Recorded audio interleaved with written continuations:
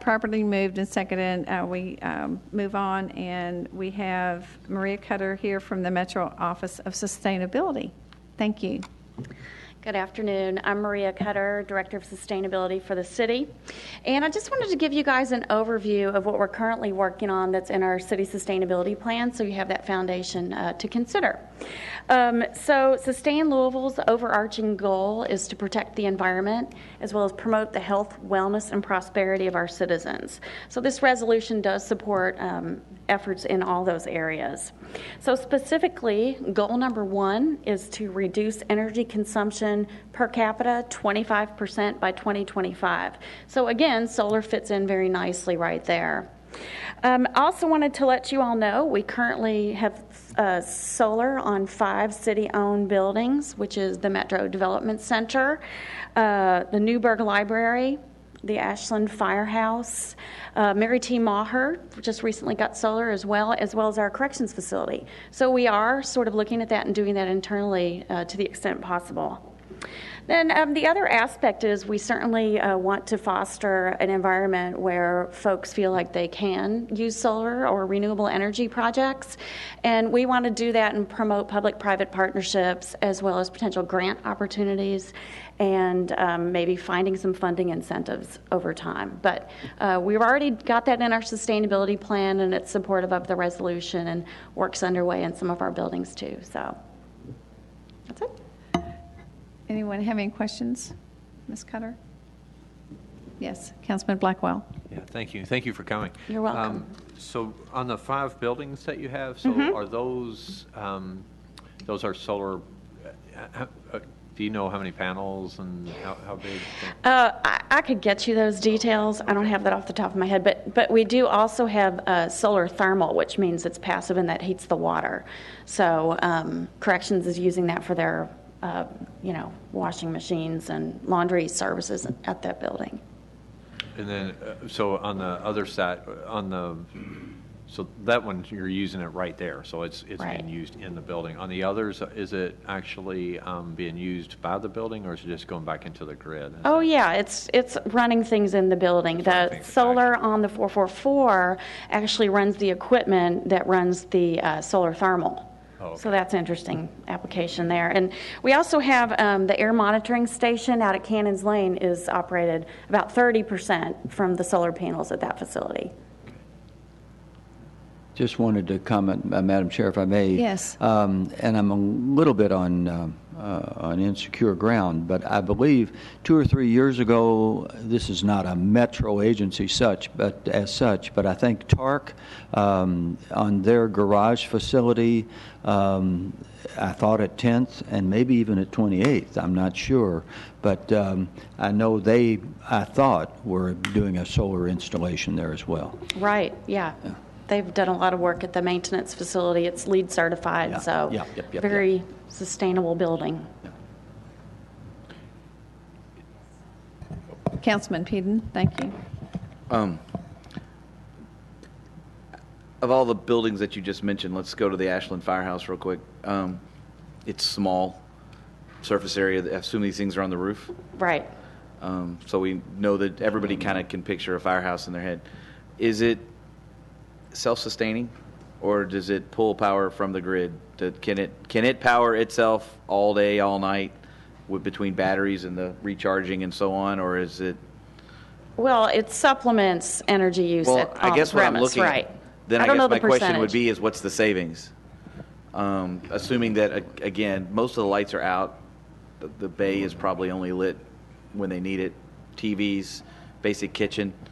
It's of all those buildings you named, it's the closest thing to a residential house. That's right. So that's why I'm trying to get, if you put these on your roof, and as they have put them on their roof, and also making an assumption that we spend money a little more frivolously than your average homeowner,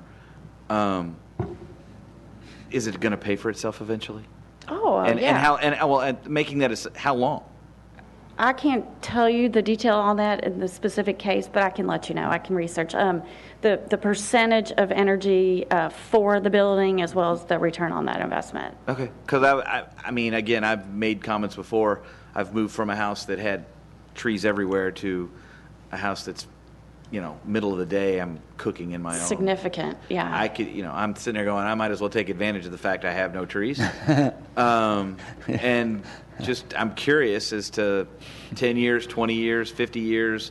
Residential, you're generally in the 12-ish years. It just depends on cost. Pricing has come down quite a bit. Right, but and I know that. That's why I'm curious at this commercial. point. Some of these other experts may have more information. And maybe on that's that what I'm too. saying. Yeah. There's a lot of smart people back there that look like they may want to talk.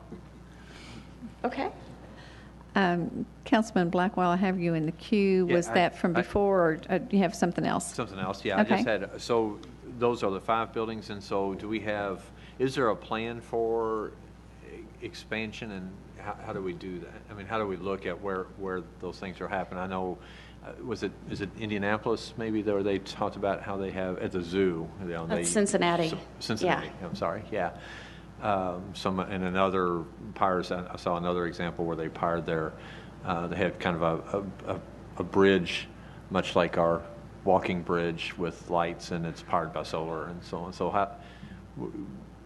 what are our next steps? Those are 5 great examples. What are 6 through 10?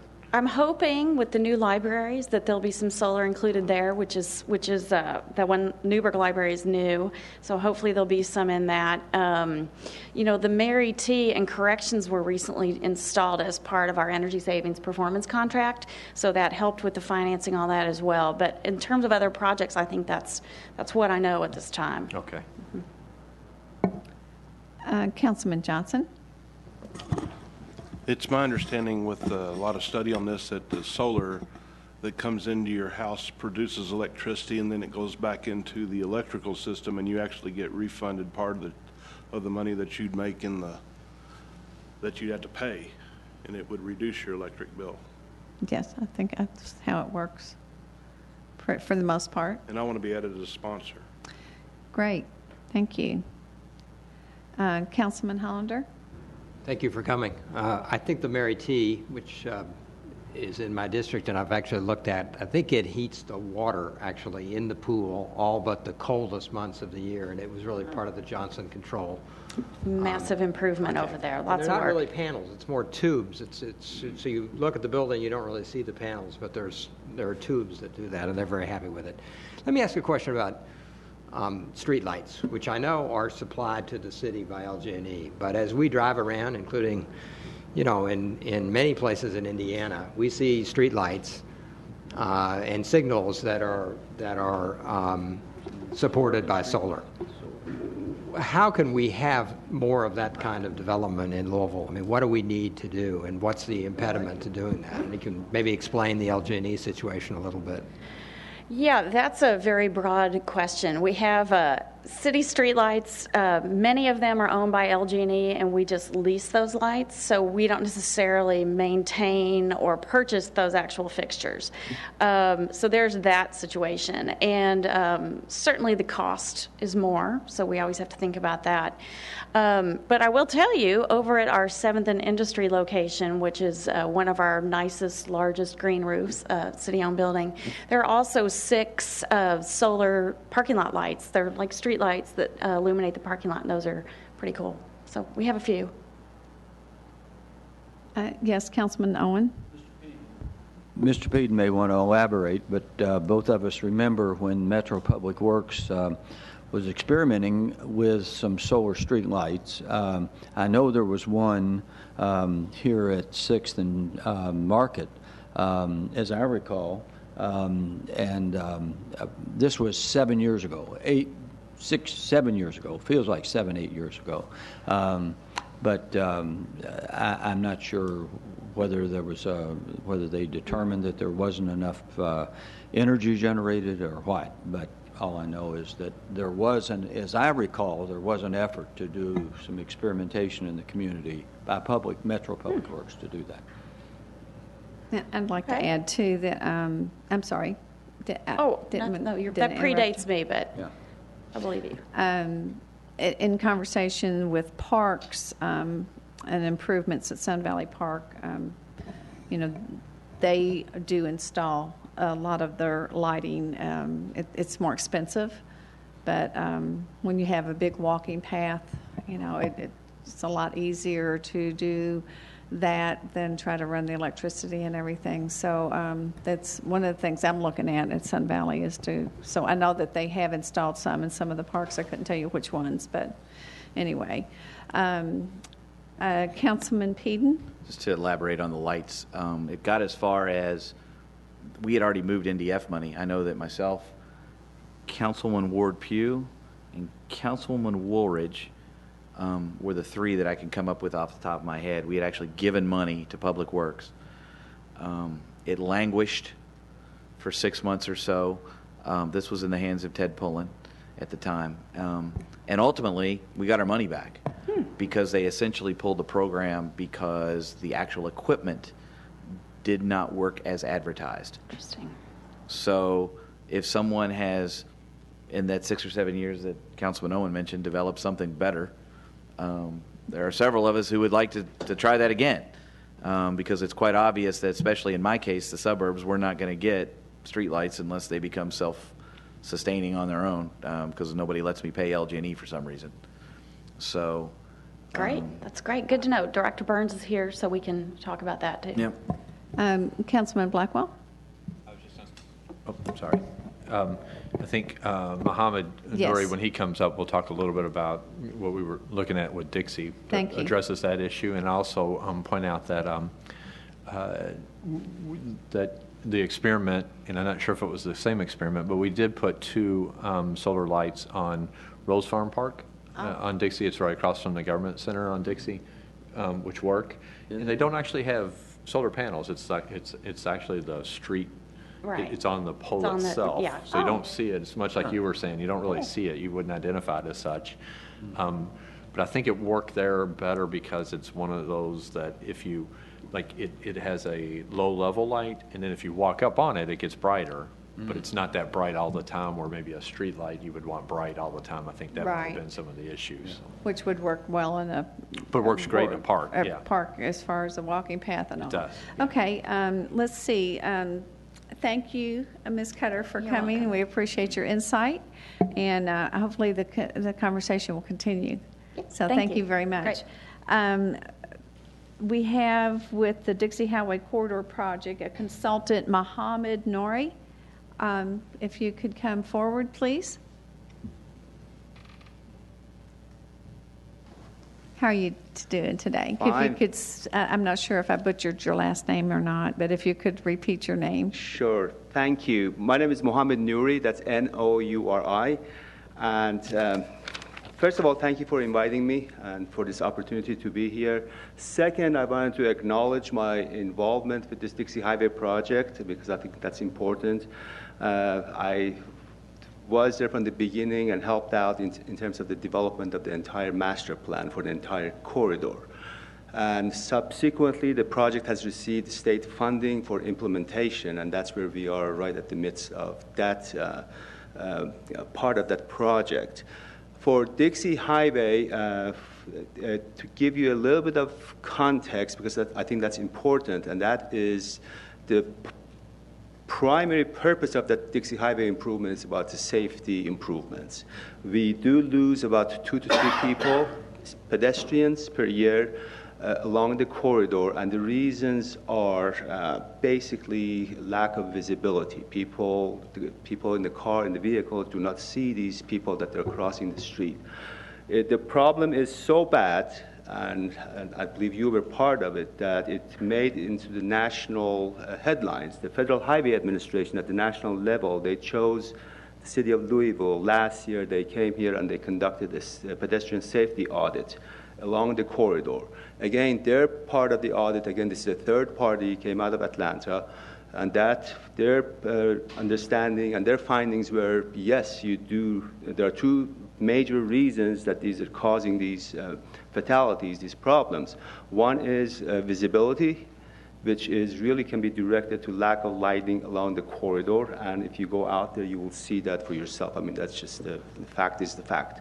And the second was the lack of facilities, and there are some stretches of Dixie Highway, there are no sidewalks whatsoever. So as part of this whole design development that we are recommending installing a systematic system of lighting. In another word, we do have some lightings here and there and so forth, but they are not uniform.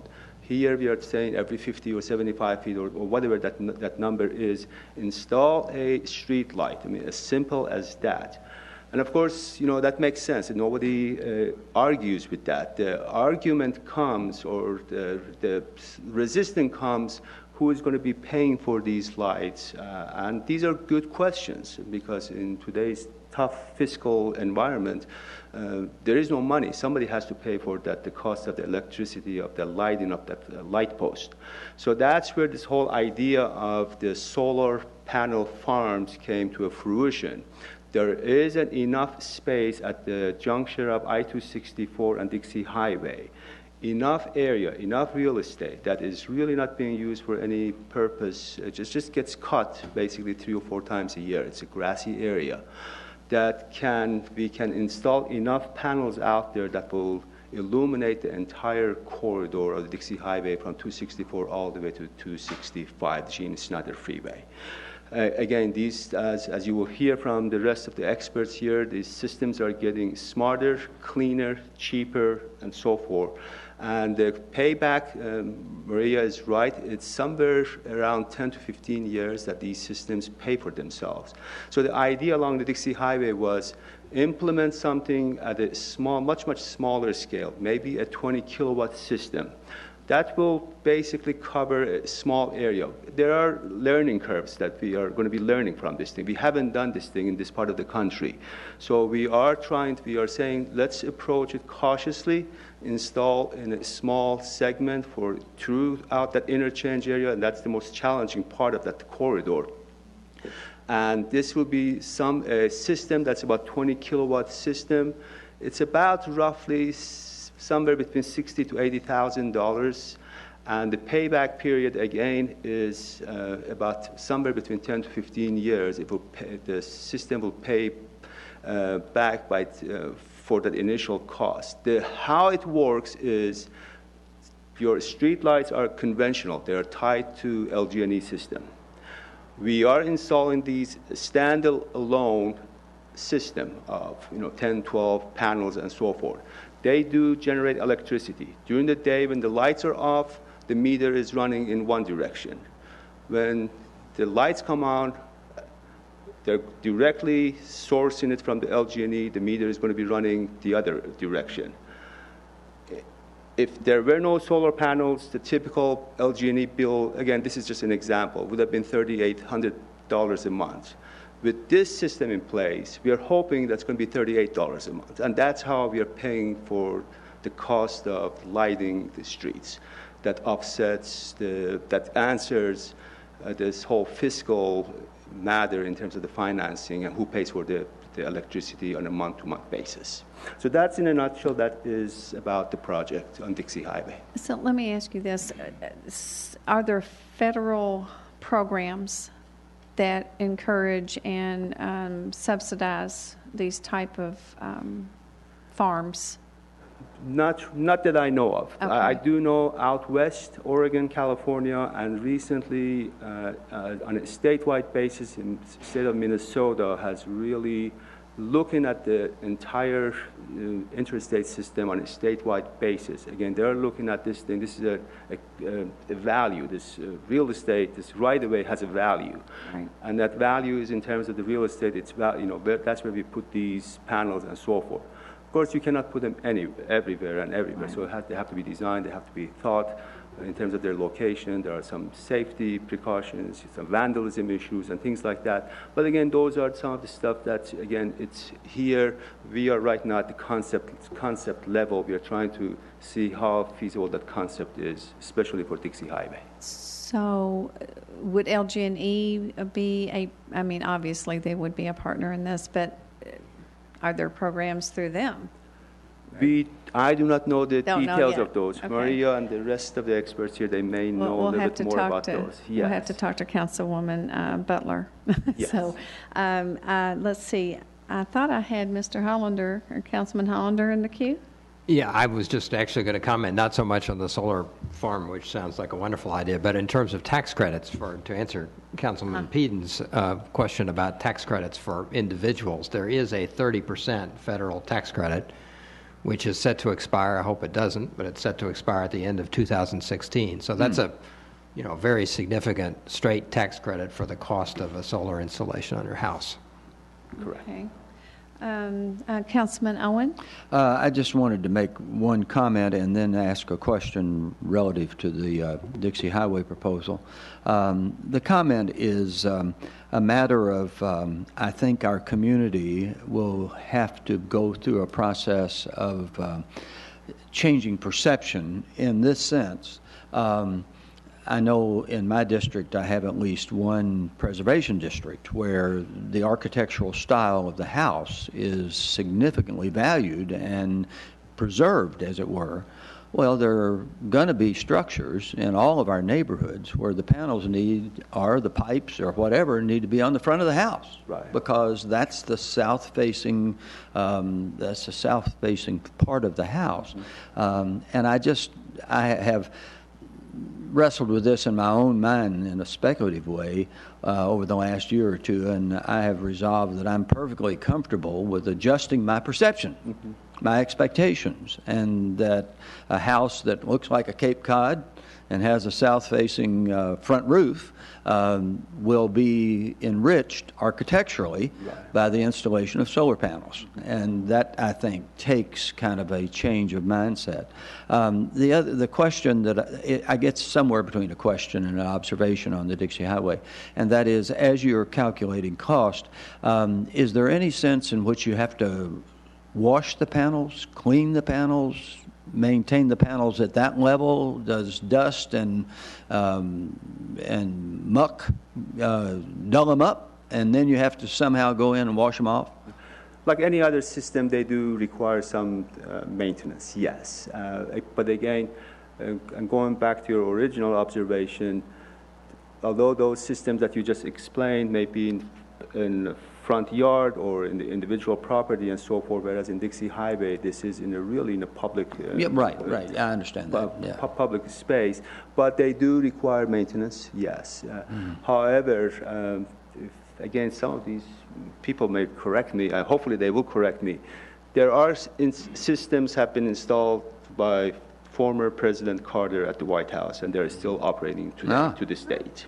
Again, that doesn't mean that we install them and leave them alone, but they do need to be taken care of. In the event of a hail, one might break. But again, there are risks and rewards.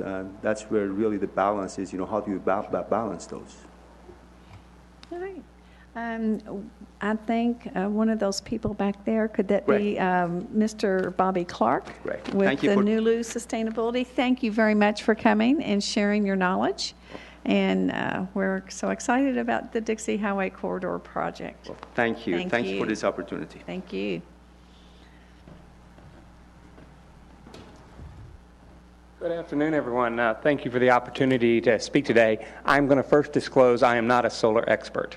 There are some other solar experts in the room, and we'll defer to them, but I have been in this space of clean and renewable energy. I'm with Midwest Clean Energy Enterprise. We are working with Maria's Office of Sustainability, Gil Holland and the Nulu Business Association, and Rebecca Matheny and her team at the Downtown Development Partnership in establishing a public-private partnership to create an eco-district in the Nulu area. We're also working with Maria's office of doing something similar in the Sobro neighborhood as well. The idea here is by getting ahead of the curve and setting up a public-private partnership to do this, that we can talk about changing attitudes. And what I'm here today really to talk about is the business case. Whether it's the government and what's the return on investment, how quick it is, or whether you're a business. Businesses are in the business to make a profit. And most businesses, if they're presented with an opportunity on how they can cut their costs by 5% or 10% or 20%, they're going to jump at that opportunity. And the reality is with current energy mix, we've got coal, we've got natural gas, we've got a little bit of renewables in the mix. With that mix, what we do know is electric rates are going to continue to go up. Regulatory pressures are going to cause significant increases depending on the circumstances. Kentucky has benefited for many, many years by very low electric rates. We're the fourth lowest rate energy cost in the country. So if we were in New York or in California or the Northeast and we were paying 22, 25, or almost 30 cents per kilowatt hour, a lot of the discussions we have in the Commonwealth would be almost irrelevant because we would be jumping at every chance we got to install solar and other renewables into the mix. So one of the things that I have been advocating through the work that I've been doing is that businesses and government should be looking at ways to diversify their energy portfolio. I'm sure with your own personal finances and family finances, I know with your retirement funds here at the city and every other business, you don't put all your money in the stock market. You diversify into bonds and stocks and mutual funds to spread that risk. We need to begin looking at doing the exact same thing in Louisville and the rest of the Commonwealth, because we're not going to continue to be the fourth lowest rate, or even if we are still the fourth lowest rates and they're double what they are today in 5 or 10 or 12 years, it's going to be very hard for us to do what we do and the work that you all do to make sure this community gets the services it needs. So anytime I hear about the Dixie project or any of these other kinds of things where government buildings are beginning to do this, I'm excited about that, and we hope more will continue to do that. I think it's important because Louisville can be a leader in the Commonwealth and can be a driver. One of the challenges you have here, as well as in rural and especially Appalachia, is energy bills are literally killing our citizens. They have to decide whether to eat or pay their electric bill. They have to decide to pay their electric bill or go to the doctor. And so we need to continue the message of energy efficiency. And once they've got their building or their home as tight as they can get and as energy efficiency as possible, then we can start introducing renewables to that mix and further reduce that. I'm excited about the work I'm doing in West Liberty, Kentucky that was destroyed by a tornado 3 years ago now. And we're helping raise money to build 4 new net zero homes for these 4 families that were displaced by the tornado that can come back and move back in and maybe have a $10 a month or $25 a month connection fee instead of $200 or $300 a month. Our project has been accepted by the Clinton Global Initiative as a commitment to action because we want to help create a replicable model for post-disaster recovery. So it's exciting to me. I'm here. I'm actually from Lexington. I work here at least sometimes 2 days a week, not only on the New Lou project, but proud to be part of the Louisville Sustainability Committee's Green Economy Action Team. I'm working over in the food port area and doing a lot of stuff in this community, and just excited to be a part and help you accomplish what you want to do and get done for the citizens of Jefferson County. Thank you very much. Is there any questions of anyone? We've got about 5 minutes left, and I didn't know if there was someone in the audience that may be able to give us a little perspective.